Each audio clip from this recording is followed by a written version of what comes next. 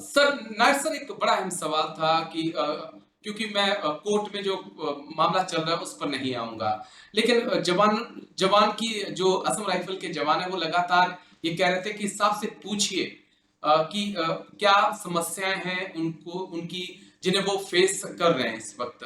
तो कौन कौन सी समस्याएं हैं सर जो इस वक्त असम राइफल के जवान फेस कर रहे हैं और क्यों वो एमओडी में आना चाहते हैं।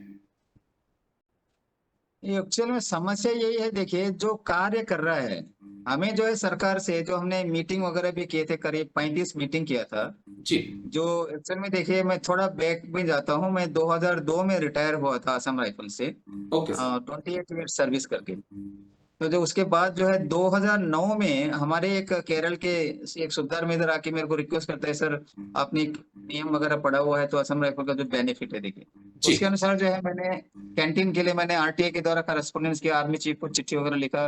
उनका कैंटीन का जो वो है आपका जो पॉलिसी है इनका, आरओआई, सॉरी जी। आर्मी ऑर्डर जो है 2006, वो सब लेने के बाद मुझे पता चला कि सीएसजी के लिए केवल हमको 5 साल के सर्विस में कंटिन्यू सर्विस करने से सीएसजी मिलता है। लेकिन उन्होंने हमें बोला कि आप जो है गैजेट नोटिफिकेशन, जैसे आपको पता है कि एक्स सर्विसमैन का जो डेफिनेशन है, जी। Ex serviceman re employment in central civil services and post rule 1979, जो कि बीच में अमेंड काफी हुआ है। तो ओके। उसके अनुसार तो जरूरत नहीं है, सीएसजी के लिए तो कोई एक्स सर्विसमैन होना जरूरी नहीं है। बिल्कुल ये सर। मैं कॉरेस्पॉन्डेंस वगैरह किया। फिर बाद में जब वो लोग ने डिले कर दिया, तब फिर मैंने कोर्ट में गया, केरला हाई कोर्ट में एक केस हमने फाइल किया, रिट पिटीशन। जी। जब उनका गया इनका नोटिस, तो 5 अप्रैल 2011 में हमें सीएसडी मिला, सीएसडी का जैसे आर्मी को जो मिलता है उसी जी। प्रकार मिलेगा। ओके। फिर मैंने बीसीएचएस का केस टेकअप किया। पहले तो मैंने एप्लीकेशन लिखे, सब कुछ। उसमें क्या था, ट्विन कंडीशन था देखिए, ex serviceman in receipt of pension, मतलब ओके। उसका था पेंशनर होना चाहिए और एक्स सर्विसमैन होना चाहिए। जी। लेकिन सरकार का क्या है, देखे एक्चुअल में जो नियम बनाया था 2003 में, उसमें था केवल आर्मी नेवी एयरफोर्स, वो ओके। ही है एक्स सर्विसमैन, उनको ही देना चाहिए था ये लोग ईसीएचएस। लेकिन इन्होंने क्या कर दिया, स्पेशल फ्रंटियर फोर्स, जैसे असम राइफल के साथ पारामिलिट्री फोर्स माना जाता है। जी। इंडियन आर्मी का चिट्ठी है 11 जनवरी 1985 का। उस चिट्ठी के अनुसार Assam rifle and special frontier force are the only paramilitary force कहा जाता है। ओके। तो उनको दे दिया इन्होंने। तो ये फिर आर्टिकल 14 का उल्लंघन हुआ। फिर ओके। हमने जो है ये सिंगल जजमेंट हमारे फेवर में आई। तो डिवीजन बेंच जो हमारे केरला है के चीफ जस्टिस के बेंच में फाइल हो गया। 1 डेढ़ साल जो है पेंडिंग रहा, क्योंकि मैं जो है उनको मिलने के लिए, जो स्टेक होल्डर से जी। मिलने के लिए, मैं था जनरल कार्निक सर हैं जो हमारे 11 ईयर के सीईओ थे, okay major sir. General BS Karnik sir, जो अभी भी हमारा पैटर्न इन चीफ है। हमारे मेंटर थे एसोसिएशन के, हमने बताया पहला DGR general Sushil Kumar sir, उनका तो देहांत हो गया पिछले साल, लेकिन उन्होंने भी काफी हमें मदद की। जी। वो जनरल सुशील कुमार सर बोलते थे कि असम राइफल को राष्ट्रीय राइफल की तरह लेना चाहिए। बिल्कुल बहुत सर। सही बिल्कुल। कहा उन्होंने। क्योंकि वैसे तो एक लेटर है इंडियन आर्मी का, ये जो 9 जनवरी 1991 का, जी। ये राष्ट्रीय राइफल का स्टार्ट हुआ था 1990 में। उस वक्त जो है इनिशियली इनको पारामिलिट्री फोर्स का डेफिनेशन में रखा था, Assam rifle, special frontier force और राष्ट्रीय राइफल। जी। लेकिन बाद में क्या हुआ कि राष्ट्रीय राइफल जो है इंडियन आर्मी में जब गया, और इनको जो रेजिमेंट है, जो आज का जो पोजीशन है इनका, जैसे गोरखा राइफल रेजिमेंट है, राष्ट्र जो भी रेजिमेंट को 2-2 3-3 बटालियन दे रखा है, ओके। उनका जो है 2-2 3 साल के लिए डेपुटेशन में जाते हैं राष्ट्रीय राइफल जी। पढ़ने के लिए। फिर राष्ट्रीय उनका डेपुटेशन खत्म होकर फिर आर्मी में चला आता है। बिल्कुल। लेकिन वो सेम कार्रवाई हम कर रहे हैं नॉर्थ ईस्ट में। देखिए, जो बिल्कुल। राष्ट्रीय राइफल जेएनके में जो कार्रवाई कर रहा है, तो उनका तनख्वाह जो है नॉर्मल जो सिपाही है, यदि वो सिपाही डेपुटेशन में जाता है आरआर में, उनका 25% ज्यादा है देखिए अलाउंस, सीआईए ऑफ में। नॉर्मल जो आर्मी के जवान से, जो राष्ट्रीय राइफल के हैं। हमारे जी। आसाम राइफल के नॉर्थ ईस्ट में, इवन जेएनके, जैसे मैंने बताया आपको, जी। जी। 1990 में दूधी ऑपरेशन था, जिसमें असम राइफल के लोगों ने कमाल किया था। कुछ नहीं देते हैं इनको, असम राइफल कुछ ज्यादा अलाउंस नहीं मिलता है। तो यह मैं यह कहता था कि जो काम जो कर रहे हैं उसी के तरह बेनिफिट मिलना चाहिए। इनका डीमोरलाइज हो जाता है। तो जी। चलिए, कोर्ट में केस है इसका, इनका अभी 7 को हियरिंग होना था, बेंच बैठा नहीं। अभी ओके सर। दिसंबर 5 का है।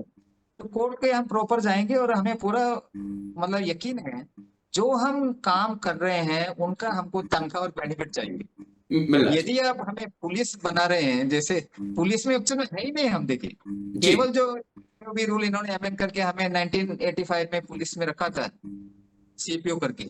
जी लेकिन उसके बाद में जो सेंट्रल आर्म्ड सीएपीएफ का जो डेफिनेशन बनाया इन्होंने, okay central armed police force, police force उसमें असम राइफल नहीं, नहीं है। केवल 5 फोर्स है। देखिए, इसलिए मैं आपको इसलिए बता रहा था, आपके साथ जो इंटरव्यू दे रहे थे ब्रिगेडियर साहब, जी वो जी कह रहे थे कि सीएपीएफ है, वो गलत है। देखिए, ओके सीएपीएफ का 18 मार्च 2011 का नोटिफिकेशन है, जो मेमोरेंडम जो बोलते हैं, एमएचए ने जो इशू कर रखा है, जिसको सीसीएस ने सैंक्शन किया था, उसमें केवल 5 है, new nomenclature of central armed police force लिखा हुआ है। उसमें केवल बीएसएफ, सीआरपीएफ, आईटीबीपी, सीआईएसएफ और एसएसबी, मतलब ओके 5 फोर्स है। असम राइफल उसमें शामिल नहीं है, जी क्योंकि असम राइफल क्या है, पैरामिलिट्री करके रखा हुआ है। पैरामिलिट्री आज भी असम राइफल सीएपीएफ में शामिल नहीं है। ओके तो सर इसी वजह से यह मतलब कहना कि ये पुलिस है, मतलब इनको फायदा है इसमें, ये सब गलत है। हमारा जो है कोर्ट में केस चल रहा है, प्लीडिंग समाप्त हो चुका है। हमारा जो है हियरिंग, लास्ट एक तो हियरिंग होना है, एक जजमेंट आना है। ठीक है तो सर यही हम कहते हैं, हमारे जो एसोसिएशन जो बना था 2014 में, और हमारा मेन ऑब्जेक्ट यही है कि असम राइफल के जवान और पेंशनर को, देखिए पेंशनर को भी कंप्लीट वो बेनिफिट मिलना चाहिए जो इंडियन आर्मी को दिया जाता है। जी और ये हमें होगा, क्यों, सत्य में देर होता है लेकिन अंधेर नहीं। अंधेर नहीं होता ये 2 पॉइंट जल्दी जल्दी मैं आपसे और समझना चाहूंगा जो मेरे दर्शकों ने मुझसे पूछे हैं कि बीटी नायर साहब से जरूर इस पे बात करिएगा। एक सेना मेडल का मुद्दा उन्होंने उठाया था जिसमें मैं चाहूंगा एक छोटी सी टिप्पणी आप करें, और एक ईसीएचएस का या जो आर्मी हॉस्पिटल्स हैं उनके बेनिफिट का आफ्टर रिटायरमेंट, उसका उस पर भी मुझे थोड़ी रिटायरमेंट बात हुआ था, करिए। देखिए 2002 में, जी 2002 का रिटायरमेंट है मेरा। जो है, मैं फार्मासिस्ट हूँ ट्रेड का, ओके सर और नियम पड़ा हुआ है। देखिए, जब से एसोसिएशन जो हमने कार्रवाई जो शुरू किया है 2009 से, जैसे मैंने बताया कैंटीन, ईसीएचएस वगैरह, तब मैं पार्ट इन पर्सन करके डिवीजन बेंच जो केरला हाईकोर्ट में मैं ही अपियर हुआ था। जी अपियर होके हमने जो है बिल्कुल उसी दिन, जब हमने, उसमें ऐसा हुआ, देखिए मैंने जज को बताया कि बहुत ही इंपॉर्टेंट केस है, जो सर्विस में हमको मिलते हैं, जो मिलिट्री हॉस्पिटल वगैरह का, या रिटायरमेंट जब when we need it most, हमको जो है डिनाई करते हैं। और जैसे उस वक्त सीजीएचएस थे केवल इधर ट्रिवेंड्रम में, मैं रहता था त्रिशूर में। मैंने जज को बताया कि मैं क्या, एक बीमार आदमी जी त्रिशूर से चल के त्रिवेंद्रम आऊंगा क्या, क्या पॉसिबल है? तो हमको मिलना चाहिए। तो आर्टिकल 14 के बेस में, जैसे मैंने आपको बताया, ट्विन बिल्कुल कंडीशन, उसमें क्योंकि इन्होंने पहले दे रखा है, बिना एक्स सर्विसमैन के एसएफएफ जी को दिया है, और कोस्ट गार्ड भी जो है एक्स सर्विसमैन में आते नहीं है, जब उनको दिया था, हमको क्यों नहीं? तो इसी बिल्कुल बेस में सर हमको एसएचएस इन्होंने ग्रांट किया। फिर इन्होंने एसएलपी लेके सुप्रीम कोर्ट गए, सुप्रीम कोर्ट में भी उनका टर्न डाउन हो गया, डिसमिस हो गया। और ओके डिसमिस होने के 1 साल बाद, यानी कि 5th, ये है आपका अप्रैल है शायद, 5th ऑफ अप्रैल 2019 में जो है हमको ये दिया गया ईसीएचएस। ओके आज हम ईसीएचएस ले रहे हैं, रिटायर्ड पर्सन। और चलिए केवल हमें जो है पेंशन कम है, तो उसके लिए कोर्ट में, जैसा मैंने बताया, केस कोर्ट में में है। क्योंकि पेंशन वाला पूरा मसला कोर्ट में है। लेकिन सेना मेडल का भी एक इशू है सर, जैसे उसकी सेना भी मेडल थोड़ा में राय आता हूँ सुनिए। मैं। देखिए, सेना मेडल जो है 100% मिलना चाहिए, क्योंकि मिलिट्री ड्यूटी कर रहे हैं असम राइफल। जी असम राइफल में जो आर्मी ऑफिसर आते हैं यहाँ पे ऑपरेशन में, उनको लेके जाते हैं साथ में। वो हमारे जवान जो है, बुलेट इंजरी होता है, दुश्मन को मारते हैं, क्योंकि ऑपरेशन का सक्सेस होना है जो जवान जो करते हैं ग्राउंड में, उनके बदौलत। केवल आर्मी ऑफिसर जो लीड करते हैं उनको दिया जाता है सेना मेडल फॉर गैलेंट्री, और हमारे जवानों को जो है पुलिस मेडल, जो राष्ट्रपति का जो भी बोल रहे हैं, मैं इनका जो है अपमान नहीं कर रहा हूँ। राष्ट्रपति का जो मेडल है, उनका भी जो फाइनेंशियल बेनिफिट सभी सेना मेडल की तरह है, लेकिन जो हमको मिलना चाहिए, हम मिलिट्री ड्यूटी कर रहे हैं नॉर्थ ईस्ट आर्मी की जो लीडरशिप में। जी और मैं यह भी कहना चाहूंगा कि असम राइफल का जो इतने जो अव्वल दर्जे का जो ऑपरेशन है, जी बिकॉज ऑफ आर्मी लीडरशिप, बिल्कुल because of army training, because of army course. क्यों, जहां भी जाते हैं, मैं भी फार्मेसी देखे क्लास 1 देने के लिए सदन का कमांड, ये जो कमांड हॉस्पिटल में गया था, सदन ओके कमांड हॉस्पिटल में, वहां पे मैंने काम किया है। और हमारा असम राइफल में देखे इतने अच्छे, जो मैं अपना बड़ाई नहीं कर रहा हूँ, वहां पे एक मेडिकल स्टोर का इंचार्ज था, एक सुल्तान मेदर साहब, एएमसी जी से। उस वक्त मैं हवलदार था, लेकिन वो चाबी वगैरह मेरे को देता था। देखिए, जबकि ओके आर्मी के भी लोग थे वहां पे क्लास करने, जब मेरा काम से वो काफी खुश था, वो सुल्तान मेदर साहब। जी बोलते, जी अरे नायक साहब, आप ही जो रखिए, आप, मैं मतलब थोड़ा एक इंटरेस्ट होता है। मैं शायद ये आसाम बिल्कुल राइफल की भी एक इनबोर्न क्वालिटी में समझूंगा।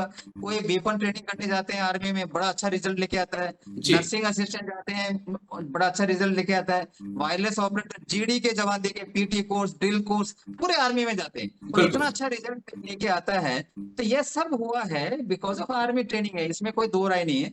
इसमें पुलिस का ट्रेनिंग होता नहीं है, और आर्मी की ट्रेनिंग की वजह से ही आज असम राइफल का जो झंडा है, असम राइफल का मनोबल जो है ऊंचा है। तो सरकार को चाहिए जो भी बेनिफिट इनको देता है हमें मिलना चाहिए। क्यों? क्योंकि और जैसा मैं भी सूबेदार हूँ, 28 साल सर्विस करके आ रखा हूँ, 46 साल की उम्र में देखिए।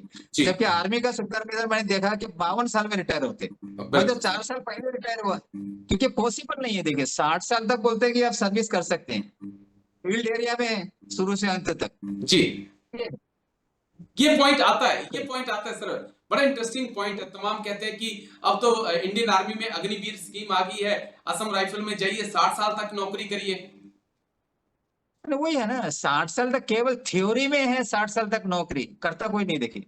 ओके मैंने जब एक स्टडी किया था कोर्ट को देने के लिए, 80% देखिए, 80% जो हमारे जवान हैं, स्पेशली जीडी के जवान, 20 साल हुआ नहीं, वॉलेंटरी रिटायरमेंट के लिए करते हैं। और अभी तो आप देखें एक यूनिफाइड पेंशन स्कीम डाला है, जी उसमें मैं थोड़ा रिसर्च करके एक वीडियो भी मैंने दिया था।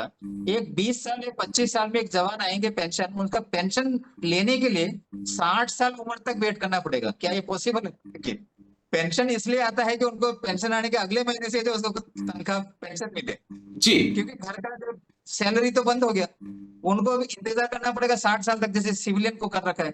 अलग रखना है फौजियों को, जो है जो फौज और है सब सभी फौजी एक ही है।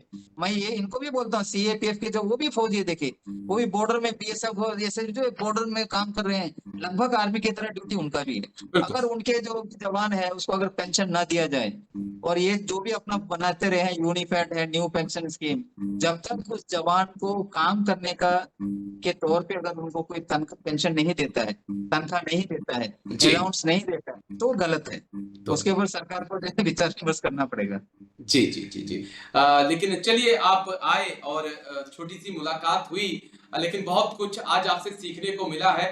बहुत बिज़ी शेड्यूल है आपका, लेकिन शुभकामनाएँ, बेस्ट विशेज़ है सर मेरी आपके लिए कि आप इतने अच्छे से फाइट सुप्रीम कोर्ट में करें और I hope Jeet Assam rifle की होगी, जीत आपकी होगी और असम राइफल भी एमओडी का हिस्सा बनेगा।